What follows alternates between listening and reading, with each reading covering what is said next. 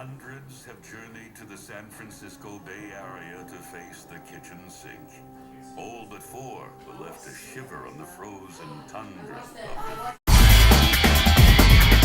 Good evening, this is Katie Couric. We're sorry to interrupt your regularly scheduled program, but we have breaking news on a local child abuse investigation in the ongoing Randall case. In case you haven't heard, 6-year-old Jessie Randall came home to find her 1.5-year-old sister, Anna, hospitalized with severe head injury. Brain scans indicated that Anna had sustained brain injuries appearing to be due to cumulative effects of severe head traumas. Here we have Mrs. Jill Randall, appears to be taking a nap today. Mrs. Randall, wake up. What are you doing here today? Sleeping. How long have you been sitting here like this? Days. Well, I don't remember. Shouldn't you be at the hospital with your daughter? Probably. Okay. This isn't the first time one of your daughters has been injured like this, is it? No. And how do you feel about being accused of physical abuse to your children? Didn't happen. Want a shot? No, thank you. I'm good right now. Excuse me. Oh, hey. Here we have one of the Randall's neighbors. Hi, do you mind if I ask you a couple questions? No, not at all. Which guy? Have you ever heard any suspicious noises coming from the Randall household? Suspicious noises. Not really. Just some yelling and just the usual thing in this neighborhood. Upset children? Crying. Yeah. Okay. Would you ever think of Mrs. Jill Randall to be an abusive parent? Have you ever seen anything suspicious? Abuse? I don't know. She's maybe grabbed the kids. I don't know if you'd call it abuse though. I'm not really sure. Okay. Well, so how do you know Mrs. Randall? I guess you kind of say we are drinking buddies. Am I gonna be on TV? 6 o'clock news? Oh yeah. Tune in tonight for that. I will. How often would you say Mrs. Randall drinks? Probably maybe every day. I don't know. Okay. I think that's all we need to know for now. We've obtained some footage of the police interview that took place a month after Jessie's sister's interview. Tell me about some of the things your mother did to hurt Anna. She beat us a lot. Can you remember any time that your mother hit Anna on the head? Or maybe shook her really hard or hit her against the wall? She does that a lot. Okay, well, tell me just about one time. Well, when Anna wouldn't listen and stuff, she'd get really mad and shake her. I lost my spot. The delay of time between Jessie's possible abuse and her police interview also might have an effect on her ability to report the events.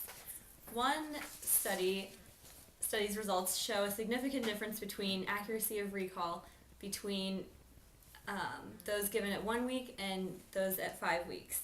This implies that in order to have the best testimony for an event, less of an interval of time would have been ideal. A week later, the investigator asked Jessie again to recall some specific episodes. Okay, well, tell me about just one time. I don't know. Did your mom hurt her in any other way that time? Yeah, when Anna started crying a lot, she fell off the changing table and broke her collar. Bam! Nailed it.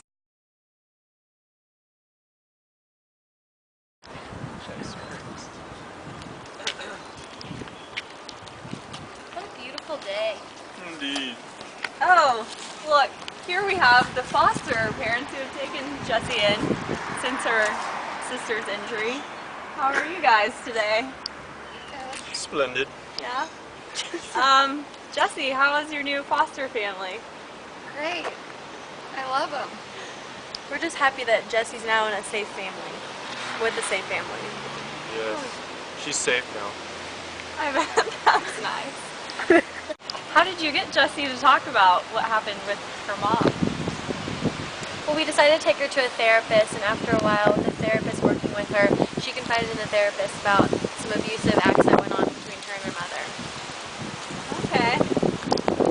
Jessie finally confide in that she had been abused? She actually confided in me. It was one afternoon. We had just gotten back from the park, and she was having a snack, and she just told us right then and there. And so I decided it was best to go and find her dad, and we decided to call the police department. Okay, well, I'll let you guys get along with your day. All right then.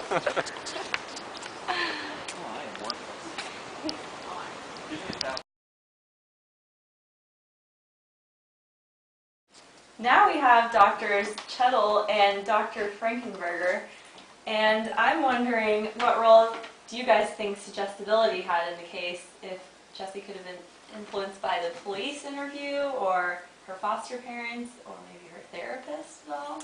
Alright, suggestibility is very important in dealing with child abuse cases because if they are unable to actively recall the memory and are influenced by outside factors, the suggestion, then these false claims can ruin people's lives. How do you feel about that?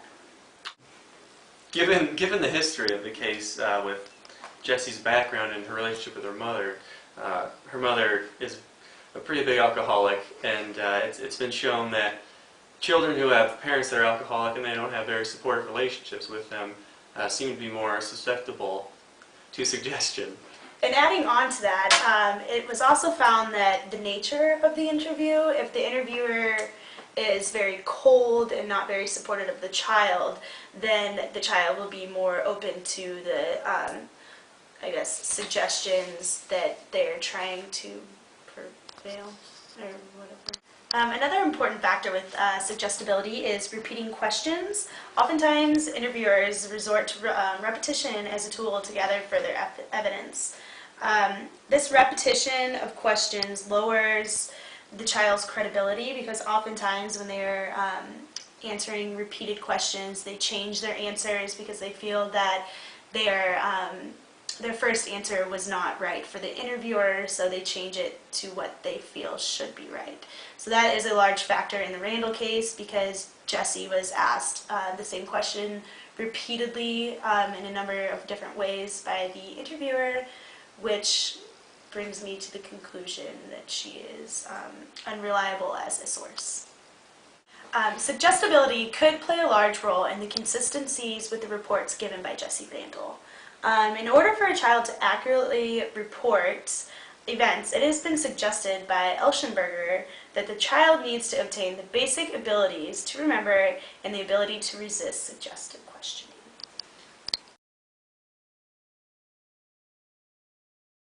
Research has shown that when a child is exposed to chronic stress, it has a negative effect on a child's memory by affecting its functioning and development. I thought, Sorry. how does it affect the child's memory development? Well, there's been a lot of evidence that has shown how stress negatively affects the structure and function of the hippocampus, which is the area of the brain that deals with retrieving verbal memories. In this study, they did find that stress negatively affected the accuracy of identifying the eyewitness, as well as the accuracy of being able to recall the details pertaining to this crime. So in this case, it would show that there's negative evidence for the Randall case and showing that Jessie would not really have a very good memory of what happened, the events between her and her mother. Also, with this in mind, I would say that there would be more evidence for the fact that Jessie Randall would not have a good memory for these events. For the fact that Jessie was repeatedly abused, it is very possible that these abusive events all blended together, which would cause her not to remember specific details of the abuse that she encountered. Join us next week as we go to the Douglas County courtroom and learn Jill's fate in the Randall abuse case. When I saw you in your studio a couple of weeks ago, I don't know if I told you, but I'm also an artist. She is.